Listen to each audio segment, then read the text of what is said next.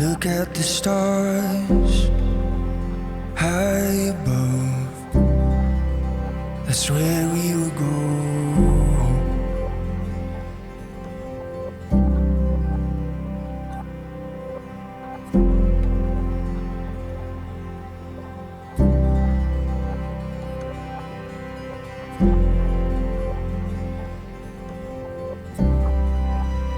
Way far beyond this tired world, into the future.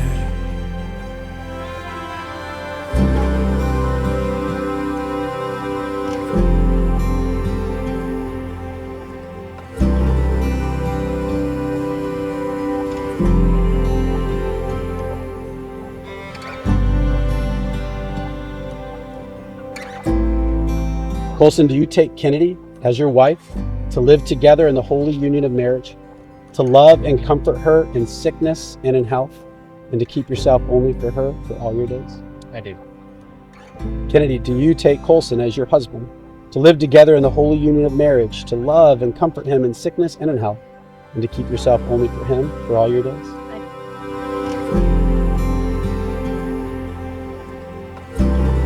A marriage is not a joining of two worlds, but an abandoning of two worlds in order that one new one might be formed.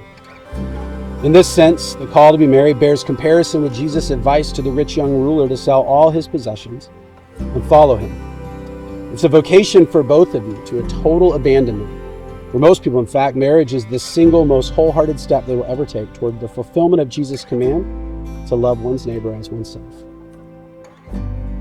They have testified before God and have committed their lives to one another and have symbolized their commitment to one another by the giving and exchanging of rings. I now pronounce them husband and wife in the name of the Father, Son, and Holy Spirit. What God has joined together, let no one ever separate. You may kiss your bride. Once in a lifetime.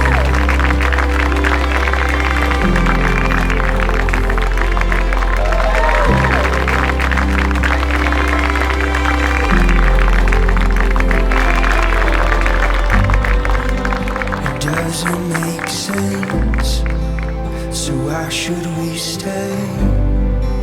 If you are with me, I don't need any reason to leave what we have, take the next flight.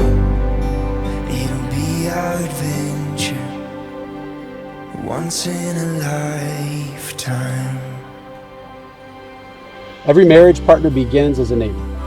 What a strange impulse it was then that moved you, Coulson and Kennedy, to appreciate the tremendous value of each other in a way that no stranger has ever done before, to the point of committing yourselves today to one another in love, even unto death. Such a step as you, Coulson and Kennedy, will take today could not be done without the enabling grace and love of God through Christ.